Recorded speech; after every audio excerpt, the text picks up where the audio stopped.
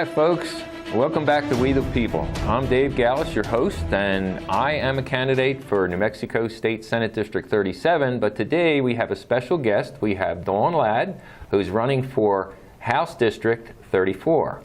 Dawn, welcome to the show. Thank you, David. So I guess tell us a little bit about yourself first. Well, I have been in the area, specifically in San Miguel, for 26 years. I've lived in New Mexico for over 30 years. And I have just spent a lot of years working hard, definitely just one of the people, generally working multiple jobs. I was a single mother. I was married at the very beginning, and then when my daughter was 2 years old, he left us, and so I was a single mom from then on. And as I said, working multiple jobs, going to school sometimes, and you know, being a single mom and working and going to school all at the same time. And yeah, dance instructor, exercise instructor. I sell a nutritional product, and that's really kind of where I am right now. Wow. Yeah. I mean, with all that, why are you running for office? I mean, it seems like you have plenty on your plate now, but Definitely. There must be a major motivator for you to want to get involved. So why is that? Well, I'm a huge advocate for the sanctity of life, whether that's from conception to natural death. I believe it is sacred.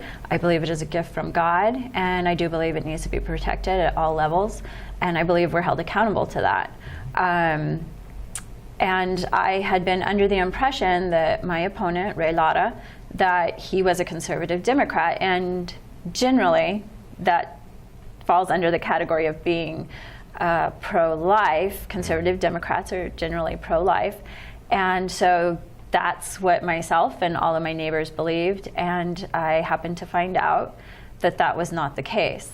And so I felt that conviction from God that I needed to step up or I was going to be held accountable. So that's why I'm here. Well, I feel the same way. I don't know how many children you've had.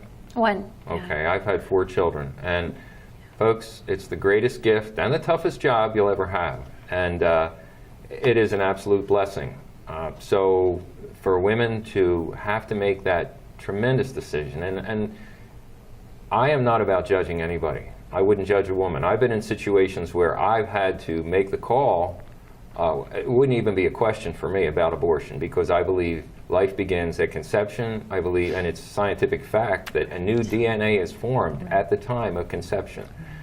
But what you do about it and what your responsibilities are, and I don't negate the father's responsibilities, because he has to be very involved. He was there at the start, and he should be there at the end and all along. So we both agree 100% on that. I will always come down on the side of life. So, but you found out that your opponent, Ray Lara, so this was your reasoning for getting involved, actually running against this so-called conservative Democrat. Right. Okay. And even before that, there were several things that I was already taking the initiative to, because you know he likes to throw out there that I'm a one-issue candidate, and that's not accurate, because I was already pursuing some of the other issues as far as entrepreneurialism in our area, even before this happened. And then, of course, I've always, for years, I've been, over like 15 to 20 years, I've been volunteering at the community centers and teaching there, in Del Cerro and Mesquite and La Mesa, and then, it's out of my district, but even Mesilla Park.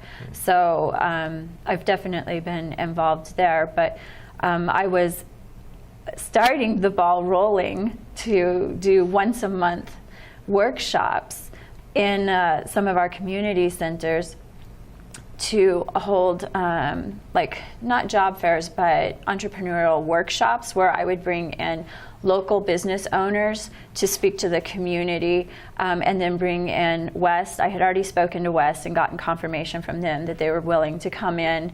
West, yes. They're an agency here in Las Cruces that from the beginning of sitting down with somebody to come up with a business proposal, helping them write out a business plan, and then also how to get that funding.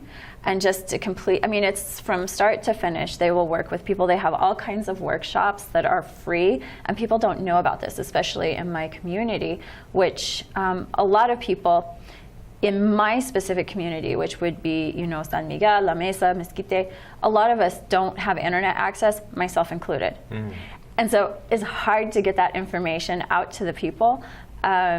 And so that's where I just really wanted to come in. But I was going to say West and SCORE, Arrowhead, all of these agencies are wonderful agencies to assist people. And that's really what we need down there to help us in our poverty down there.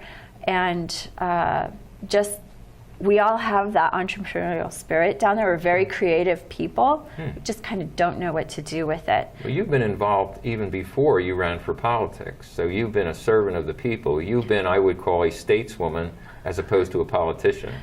Yeah. And I know that New Mexico is a welfare state. We are not a business-friendly state. Yeah. So it's a matter of, if our kids are educated, which one of my big things is that we don't have a good education here, and if the kids are educated, where do they go? They go out of state, because we don't have jobs, we don't have apprenticeships, we don't have entrepreneurial spirit like you're talking about. So you're not a one-issue candidate, and have not been. No. So and the roads were another issue for me, because I am one of those that when it rains, if we get downpours, my house floods, because there's not this strategic planning on repaving the roads. And so what happens is every several years they go back and they just lay asphalt without considering drainage. And so what happens is year after year, those layers become higher than the yards of the houses. So the water comes off and it starts to flood into the homes. So your home is a swimming pool, basically. It comes up from under the floor. Oh my gosh. So they're just putting a Band-Aid on a problem that needs to be fixed permanently. It needs to be strategically planned out with forethought, not just a quick fix. And that's what we keep seeing down there in our area, is that, if you have flooding in a specific area, we have Envado. I mean, some of those roads, you can't even pass through them. The school buses won't even go through them. So they're finally, in some of these areas, they're finally, it's an election year, so they're finally getting some. That's usually when things happen. They're finally getting some asphalt in. But again, what about a drainage system? Because you're still going to get flooding in those same areas just because you have asphalt. That doesn't deal with the flooding. No, that's the Band-Aid on a cancer. Right. Okay. And so we need to find a way to reroute that water to where we can actually utilize it and recharge our aquifers. Okay. Well, I guess what we should have done in the beginning was identify your geographical areas in your house district. So could you tell us where they are? So that would be starting around Stallman Farms and going south all the way to the Texas border. Now, along I-10, John Foreman, he does have a strip there, and then John Roberts has a little bit of a mixed bag in there as well. It sounds like gerrymandering. It absolutely is. Yeah, probably doesn't look like I call it obvious. I call it the drunk Picasso.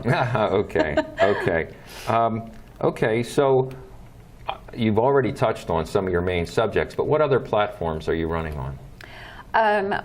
Well, definitely one of those things that I want to push through is a Second Amendment sanctuary. I've done some research on Tazewell, Kentucky, and looking at that model, that's one of those things that I would like to investigate and just use it as a model and try to work with that.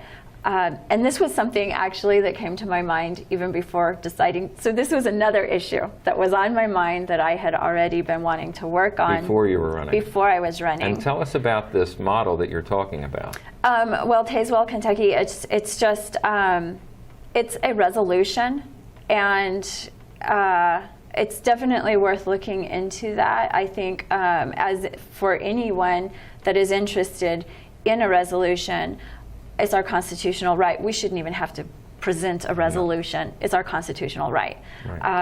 But things being as they are, I would really like to get some of the other candidates from the Republican side on board with me. And oddly enough, this is one of those issues that Ray Lara, he did vote against the red flag gun bill.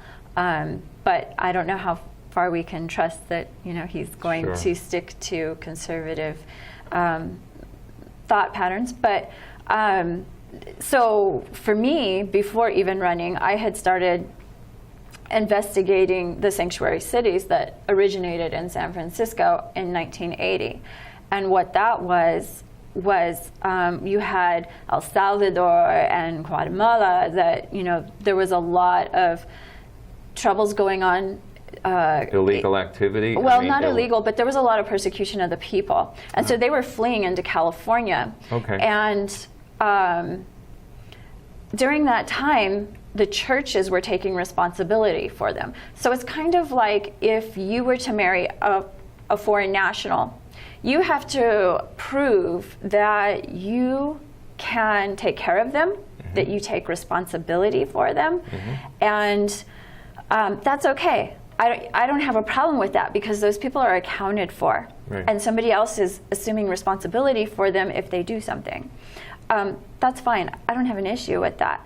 But then 5 years later, legislators in San Francisco stepped in, and that's kind of when the floodgate opened, and there was no accountability. They just said, "You can come in." No restrictions. No background checks. No accountability.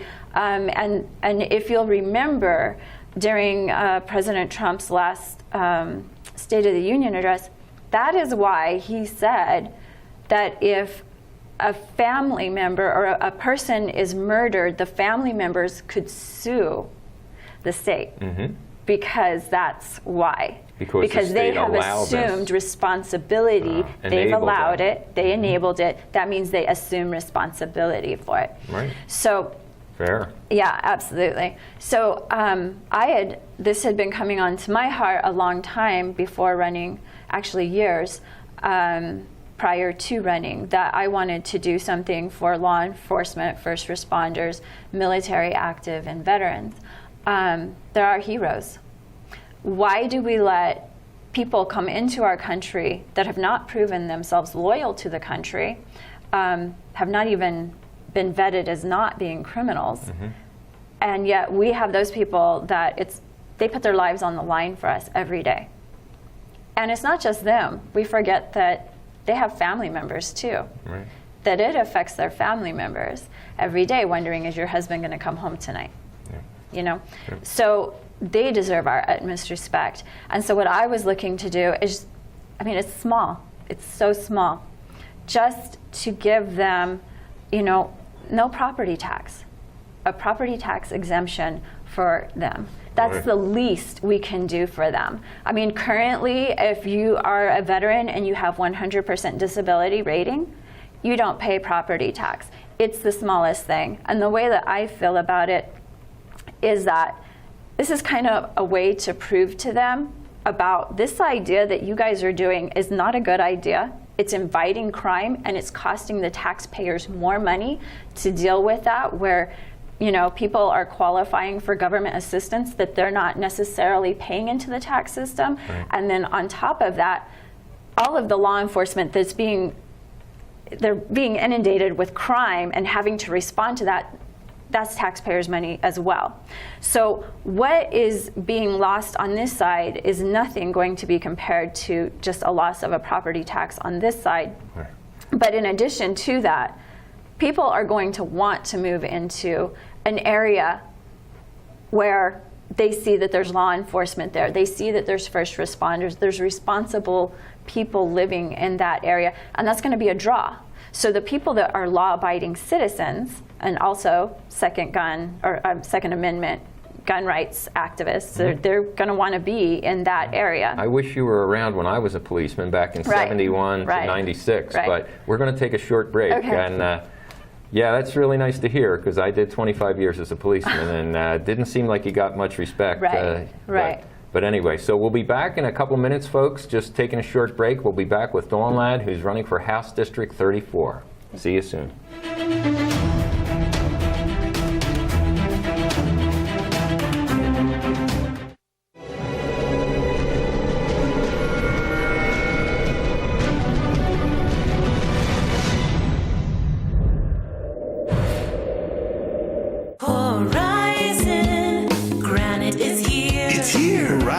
Granite is here. We'll come to you to customize your kitchen and bathroom with beautiful countertops and cabinets. Find out more at horizongranite.com. Call us at 575-650-3180.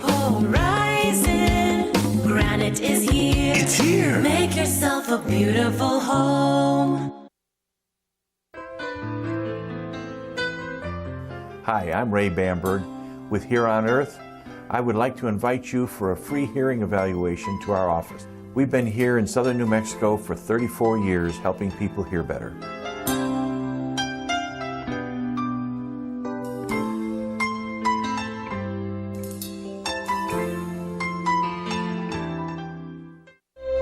They've stormed beaches and freed countries. They've raised our flag and our hope. They've been called leathernecks. They've been called devil dogs. But above all, they're called Marines.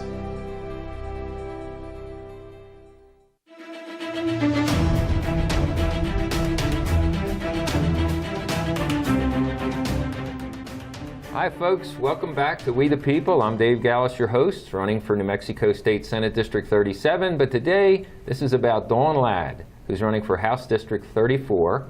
And we just finished up the last segment. We were talking about your support of police and first responders, and I'm very happy to hear that because I was a policeman myself for 25 years, and it's really nice to hear that there's support. So elaborate a little bit more on how you feel the police should be supported by the community that they serve. Right. Well, I think it's going to bring the people together, and those tensions that we have in our nation right now, I think, it's going to show them, we support you guys. We have your back when you're off duty. But also, again, going back to that district, do you think the crack house on the corner is going to want to be there? I don't think so. No, it's going to chase out the crime. So when it chases out the crime, the law-abiding citizens are going to want to move into that area. Sure. And that's what you want. You make it uncomfortable for what's wrong, you make it comfortable for what's right. The only way it changes is with the right legislators. Right. The people that are actually supporting the police, the people that are actually supporting the right to life, the right to school choice. It all changes. And New Mexico has been a welfare state for as long as I can remember, and New Mexico has been run by Democrats. And I have many Democratic friends, and I do not mean to disparage the Democratic Party, but the party has been taken over by regressive socialists. Right. And you folks have to wake up. Right. And we really want to work and help the people. Both of us do, Dawn and House District 34. So it's amazing. And you're talking about actually eliminating the taxes, property taxes Yes. for police Yes. and first responders. That's Correct, an excellent suggestion. correct, yeah. I wonder if I'll qualify. No. We'll move into my neighborhood, but then... All right. Well, now I retired. Later. Okay, if we get it fixed. 4 years later. Okay. But, and that's one of the things that I do love is that about us Republican candidates is collectively we're so much on the same page that way when we get in, we can push these things through. Oh my gosh. And that would include the Social Security, Social Security tax Oh, I was elimination. going to ask you about that. On Wow. senior citizens, yeah. Oh my gosh. So, yeah. Really tax our seniors? These Yeah. are the people that raised us, Right. protected us, Right. and say our military, they're Right. defending us. Right. I believe our seniors and our vets and our first responders, Right. they need to get every benefit possible. Right. So, And, again, that goes back to traditional New Mexican values, to where we respect our elders. And again, what I, just said about, you want to make it comfortable for them to come in, and getting rid of that tax, which New Mexico is only one of 13 states that does that. amazing. Yeah, and we're still a welfare state. Yeah. It hasn't helped us, obviously. And we're the so let's third get rid of richest it. state in the union in natural resources In and natural minerals. res- Now, absolutely, it's mismanagement of money. It's not not that Absolutely. we don't have enough money. Right. But I know when our governor got in, she had a $2 billion surplus. She spent that, and she put us in debt, and now they're shuffling. When we get into office, we got a big problem with what we have to do as far as making our budget balanced. So Right. Yeah. Again, folks, it's Democrats that have been running this state, have ruined it. We need to come back and fix it. So Right. And she spent it on the early childhood education program, which has not even proven to be effective. No. I mean, we have the worst education in the nation. Yahtzee Martinez has not been fulfilled, where we have to have a better education system. We are the Right. worst state in the union in education. Right, And the right. fellow that I'm running against, nice enough fellow, Bill Souls, but he's part of the system that has failed our students, our teachers, all of our community. Right, So, right. And- so you believe in school choice, I take it? Absolutely. Okay. Very much, it doesn't make any sense to me why you can look at other systems. You're not forced to go to a particular hospital. Right.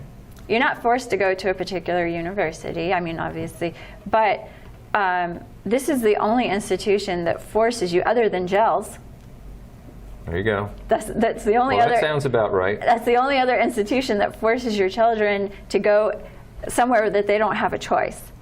And you're the ones paying for it. So you need to be able to say, you know what, I'm paying for this. I think my children should be able to go to this place. And then also, I'm a big supporter of charter schools, of private schools, of homeschooling. I have 4 nieces that have all been homeschooled, and they are doing amazing.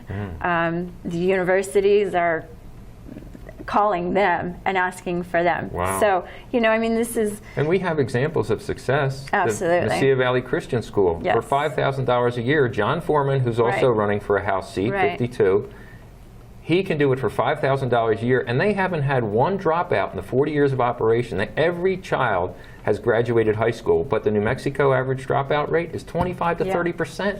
Folks, he can do it for much less money and give a better product where our kids will actually have an education. Right. So there's examples of success, and we Right. just need to follow them. And when you spoke about our elders, I really love to talk to old folks because they have the wisdom, they have the life experience. These are the people we need to tap into. We don't want them running away because they have to pay Social Security tax. Right. So absolutely. What else should we talk about? I think potentially going back to, the original thing that woke me up to drive me into the battle was the abortion issue. And, we had the debate last week, Right. and Ray had said that he was not supported by Planned Parenthood, or he said he hadn't received any money from Planned Parenthood, and that was a wonderful politician's answer, because he has received in-kind contributions. Now, in-kind is a contribution. Now, it might be covered up to make it look like it's not cash, but of course it's cash. It all Right. breaks down to money. Right. And Right. I have these Right. CFIS forms that are brought in from the Secretary of State. You can see just how many. There were 3 big contributions to Raimundo Lara, Right. and it's from Planned Parenthood. So he's supported by Planned Parenthood. Now, Planned Parenthood, I believe, is under investigation. That's correct. They are currently under criminal investigation by the Department of Justice for the illegal trafficking of human fetal tissue. So, Well, and he did deny it on the show that was here last week. He denied it. And obviously, he's lying. So if you can't trust this fella, do you really want him in office? And he's taking money. We actually pay for Planned Parenthood, and our government forces us to pay for Planned Parenthood, which is another ridiculous statement. Yeah, I kind of feel like that's us shooting ourselves as Republicans with our own arrows, because they take our tax money for that, and then they endorse candidates that don't support they're not pro-life. Right. They financially support them for them to attack us. That's me shooting myself with my own arrows. Well, I would imagine that Planned Yeah. Parenthood is actually gathering tremendous amounts of money, because it is a money-making operation. It's not about women's health. No, and even at that, there are some that say, oh, well, they offer these other services that are not just abortion-related services. Well, you're being taxed for that, but you're also being taxed for those same services to be offered at the Department of Health. And I know the one here in Las Cruces, they do an amazing job. So we're being taxed twice. So there's no reason to justify me being taxed again to support an agency that's under criminal investigation. That needs to stop. You mentioned we have resources here in Las Cruces, Turning Point, CareNet. These are actually women-centered facilities that support the woman Right. when she feels as though the only option she has is an abortion, which is not Right. true. Correct. And they will actually even help a woman that has made that decision to have an abortion. Right. They give counseling for Right. that. I've even Right. been in Turning Point. They have a room in there that's just for fathers to be. Right. It's Right. a holistic, a wonderful feeling Right. you get when you go into this room. It really makes you maybe meditate on what your responsibilities Right. are. They support the fathers. There's so much out there, folks. Right. And I certainly don't want to judge a woman that has to make that decision, but if her decision is made because it's convenient or because it's embarrassing, that's not enough, folks. You're terminating a human life. Right. And you know, I have now spoken to so many women that even in their 60s will still weep over that decision, because you always wonder what would have been. Oh, yeah. How there could have been this other person in my life that would have loved me. And It's amazing. I Yeah. know. I and can't. men in their 60s too. I talked to a man just the other day. I didn't bring up the issue with him. He just knew where I stood, and he told me about it. And he said it was the worst decision of his life. Wow. And he said, I cannot look at he said a young man. I don't know if he knew the gender, but he said, I can't look at a young man who would be the son of my age and not wonder what it would have been like. Well, you and I both have had the experience of being a parent, and it's Right. a wonderful experience. And you have no idea, ladies, how much support is out there. I mean, it doesn't make sense when a 15-year-old girl can have an abortion without her parents' consent or knowledge, Right. and yet she can't see a movie that explains the truth about abortion. Right. See the movie Unplanned, folks. It's not gory, it's not gross, it's factual, it's information. Well, Dawn, we're just about at the end of the show. The folks can reach you at your website. That's correct. DawnLaddNM.com. DawnLaddNM.com, and I Correct. believe it's up on the screen, the Yeah. viewer screen. So if they want to contribute, if they want to talk to you, if they want to help you with your campaign, and I certainly will help you all that I can. And we need to get into Santa Fe and Right. fix this state Right. together. Definitely. So, folks, Looking forward. thanks for tuning in. Dawn, it's been a pleasure to have you here. I hope Thank to you, have you Dave. back on again as a representative next time. Absolutely. Okay. Thank you, Dave. You're welcome. See you folks next week, and I think we're going to have maybe Chuck Wendler on next week. So stay tuned, and we'll see you next week.